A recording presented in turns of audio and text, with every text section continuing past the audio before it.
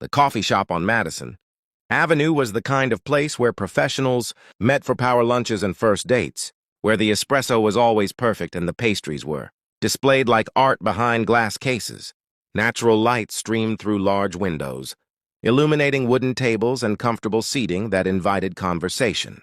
Nathaniel Grant sat at a corner table, checking his watch for the third time in 10 minutes. He was 36 years old, with dark brown hair styled back from his face, and he wore a navy blue suit that had been tailored precisely to his frame. As CEO of Grant Financial Group, he was used to people being punctual for meetings with him. This blind date was no exception to his expectations. His assistant had set it up, insisting that he needed to get back out there after his divorce 2 years ago. The woman he was supposed to meet, someone named Rebecca Walsh, was a single mother who worked as a teacher. His assistant had been enthusiastic about the match, saying they'd both been through similar challenges and might understand each other's complicated lives. Nathaniel had been skeptical, but had agreed. Dating at his level was complicated. Women were often more interested in his bank account than in him as a person. Maybe someone with her own responsibilities, her own challenges, would be different. He was reviewing emails on his phone when he heard a small voice say, "Excuse me, are you Mr. Nathan?" Nathaniel looked up to find himself face to face with a little girl. She couldn't have been more than 4 years old, with blonde hair pulled into pigtails and wearing a pink dress that looked slightly rumpled, as if she'd been wearing it all day. Her shoes were scuffed, and she carried a small backpack that seemed too big for her tiny frame. "I'm Nathaniel," he said, confused. "But I think you might have the wrong person, sweetheart. Are you lost? Where are your parents?" The little girl climbed onto the bench across from him with determination, setting her backpack on the table. "I'm Emma Walsh. My mommy was supposed to meet you today, but she got really sick this morning. She has a fever and was throwing up. And Mrs. Martinez from next door said mommy shouldn't leave the house. So I came instead." Nathaniel stared at the child, trying to process what he was hearing. "You came instead? Emma, how did you get here?" "I took the bus. Mommy takes me on the bus sometimes, so I know which one goes to Madison Avenue. And I have the address you sent Mommy on my tablet."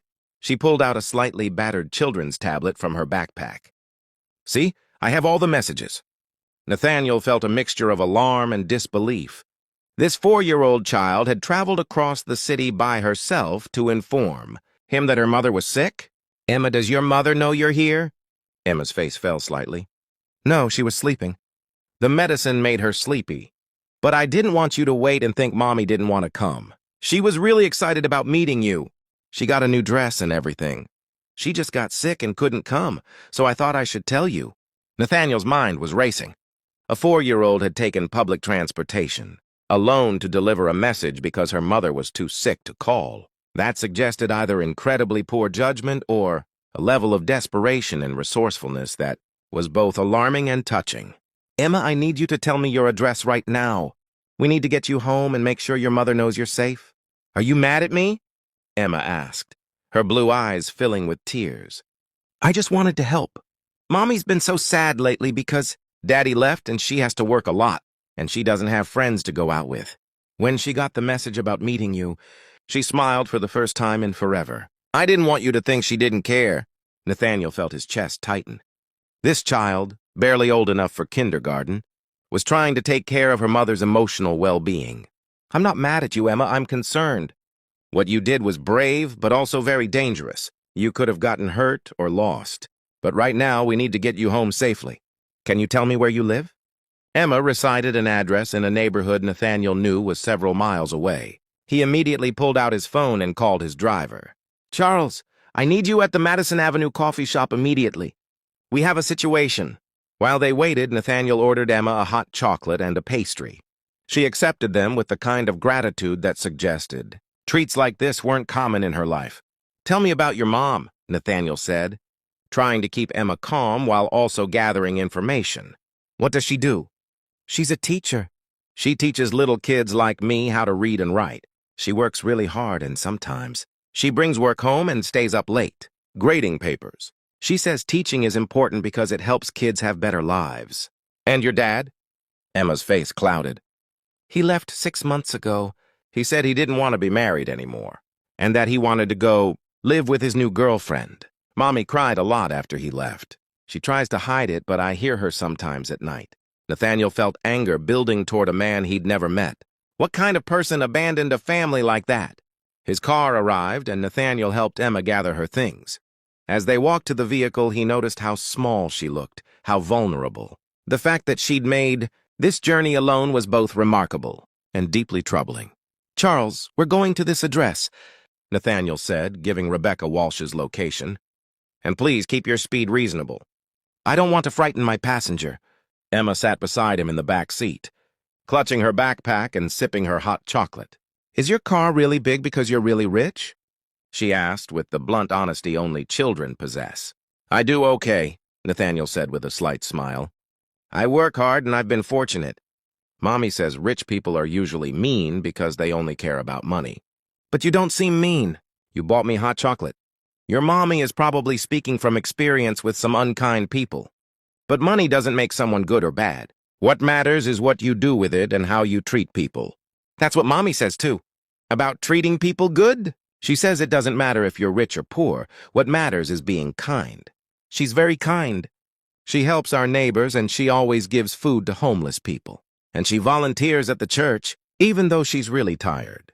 Nathaniel was building a picture of Rebecca Walsh, a dedicated teacher, abandoned by her husband, struggling to make ends meet but still prioritizing kindness and service. And somehow, she'd raised a daughter brave enough and loving, enough to travel across a city to protect her mother's chances at happiness. They arrived at the address Emma had given, a modest apartment, building in a neighborhood that had clearly seen better days. The building was older, with paint peeling in places, but the entryway was clean, and someone had planted flowers in pots by the door. "What floor, Emma?" "Third floor. Apartment 3B. They took the elevator up, and Emma used a key from her backpack to unlock the door. The apartment was small but tidy, decorated with what was clearly second-hand furniture that had been arranged with care. Children's artwork covered one wall, and family photos in inexpensive frames showed a smiling Rebecca with Emma at various ages. "Mommy?" Emma called out. "Mommy, I'm home!" A woman emerged from one of the bedrooms, and Nathaniel's breath caught. She was beautiful despite looking terrible, feverish, disheveled, wearing sweatpants and an old college t-shirt. Her blonde hair was pulled back in a messy ponytail, her face was pale, and she moved with the careful deliberation of someone who was very ill. "Emma? What? Oh my God, where have you been?" Rebecca's voice was hoarse with illness and rising panic. "I woke up and you were gone, and I've been calling your name and—" Then she saw Nathaniel standing in her doorway, and confusion joined the panic on her face. "Who are you? What are you doing in my apartment with my daughter?" "Mom, this is Mr. Nathan, the man you were supposed to meet today. I went to tell him you were sick so he wouldn't think you didn't want to see him." The color drained from Rebecca's already pale face. "You what? Emma, you went all the way to Madison Avenue by yourself? Do you have any idea how dangerous that was? You could have been hurt or lost or—" She swayed slightly, and Nathaniel immediately moved forward to steady her. "Miss Walsh, you need to sit down. You're clearly very ill." Rebecca pulled away from his touch, though she did sink onto the couch. "I'm fine. I need to—" "Emma, what were you thinking? You know you're never supposed to leave the apartment without me." "But, Mommy, you were so excited about your date. You got a new dress, and you did your hair special, and you said maybe this time you'd meet someone nice. And then you got sick, and I knew you couldn't go, and I didn't want Mr. Nathan to think you didn't care, so I—" "Emma Marie Walsh, you took a bus across the city alone. Do you understand how terrified I've been? I thought something had happened to you. I was about to call the police." Emma started crying, and Rebecca pulled her daughter close despite her anger. "Don't you ever do something like that again." "Do you understand me?" "I'm sorry, Mommy, I just wanted to help." Nathaniel stood awkwardly in the small living room, feeling like an intruder in this private moment. "Ms. Walsh, I'm Nathaniel Grant. Obviously, this isn't how I expected our first meeting to go. I brought Emma home as soon as I understood what had happened. And I think you should know what she did was dangerous and absolutely shouldn't be repeated. But she did it out of love for you. She wanted to make sure I knew you were excited about meeting me." Rebecca looked up at him with exhausted eyes. "I'm so sorry. I don't know what to say. I was supposed to cancel, but I was so sick, and I must have fallen asleep after taking medication and she looked around her small, shabby apartment, clearly embarrassed. This is not how I wanted you to see my life. This is mortifying. You're sick. You have nothing to be embarrassed about.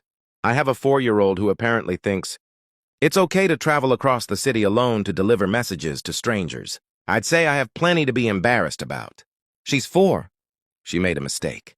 But Ms. Walsh, the fact that she felt comfortable enough to approach me, that she was articulate enough to explain the situation, that she wanted to help you so badly she was willing to be brave. That all speaks to incredible parenting. You've raised a remarkable child. Rebecca laughed, though it turned into a cough. A remarkable child who scared 10 years off my life today. Mommy, I really am sorry, Emma said in a small voice. I didn't mean to make you worried. I just didn't want you to miss your chance to be happy. Rebecca's expression softened and she kissed the top of her daughter's head. I know, baby. But my happiness is not more important than your safety. Nothing is more important than that. Promise me you'll never do something like this again. I promise. Nathaniel checked his watch. Miss Walsh, when's the last time you ate? Or took medication for your fever? I don't know. This morning, maybe? I've been sleeping on and off. Do you have soup? Bread? Anything I can heat up for you? Rebecca stared at him. Why would you do that? You don't know me. This date was supposed to be our first meeting, and instead you got dragged across the city to return. My daughter, who made an incredibly poor decision. You don't owe me anything. Maybe not. But I'd like to help. And frankly, you're in no condition to take care of yourself right now, let alone Emma. So let me be useful. Where's your kitchen? I can handle this, Rebecca protested, trying to stand up. But she swayed again, and Nathaniel gently pushed her back down onto the couch. Ms. Walsh, you're sick. Let someone help you. Where's the kitchen? Rebecca. If we're going to have you in my apartment, you can call me Rebecca. And the kitchen is through there. She gestured weakly. Nathaniel found the small kitchen and assessed the situation. The pantry and fridge were sparse. A few cans of soup, some bread, eggs, basic staples, but nothing extra. He heated soup and made toast, bringing it to Rebecca along with a glass of water and the bottle of fever reducer he found in the bathroom cabinet. When did you last take this? I don't remember. Then it's been long enough. Take 2. Rebecca accepted the medication and the food, with the exhausted gratitude of someone too sick to keep protesting. Emma sat beside her mother, watching Nathaniel with wide, curious eyes. Are you going to stay for our date now? Emma asked. Since you're already here? Nathaniel couldn't help but smile. Emma, your mommy is too sick for a date right now. She needs to rest and get better. But you could stay and talk to her while she eats. That's kind of like a date, right? Mommy says dates are about getting to know each other. Rebecca looked mortified. Emma, stop. Mr. Grant has already done more than enough. I'm sure he has other places he needs to be. The truth was, Nathaniel did have places to be. A conference call in an hour, a dinner meeting later, a full schedule that never seemed to have gaps. But looking at this struggling, single mother trying to maintain dignity despite being sick and exhausted, looking at the little girl who loved her mom enough to risk everything to help her, Nathaniel found he didn't want to leave. Actually, I have some time, he said, settling into the worn armchair across from the couch. Emma's right. Dates are about getting to know each other. And we did have an appointment scheduled. This is not the date I imagined, Rebecca said. But there was a hint of humor in her voice despite everything. But it's definitely memorable. So tell me, Rebecca Walsh, what made you agree to a blind date with a CEO you'd never met? Rebecca took a spoonful of soup before answering. Honestly, my friend convinced me. She's the one who set this up. She knows your assistant, apparently. I haven't dated since my divorce 6 months ago. I've been too busy working and taking care of Emma and trying to figure out how to be a single parent. But my friend said I needed to start living again, that Emma and I both deserve to have more than just survival mode. And what were you hoping for? From this date, I mean? Rebecca was quiet for a moment. Someone kind. Someone who understood that I come as a package deal with a 4-year-old daughter. Someone who didn't see single motherhood as baggage but as part of who I am. I wasn't hoping for rescue or financial support. I just wanted someone who saw me as a person, not just as a single mom struggling to make ends meet. What do you teach? Nathaniel asked. 2nd grade, at a public school in an underfunded district, where most of my kids qualify for free lunch, and some of them don't have stable housing. It's hard work and the pay is terrible, but it matters. These kids deserve someone who sees their potential, who fights for them. That's why you work late. Grading papers, lesson planning. How did you? Rebecca paused. Emma told you? She did. She told me a lot about you, about how hard you work, how kind you are, how you help your neighbors and volunteer at church even when you're exhausted. She's very proud of you.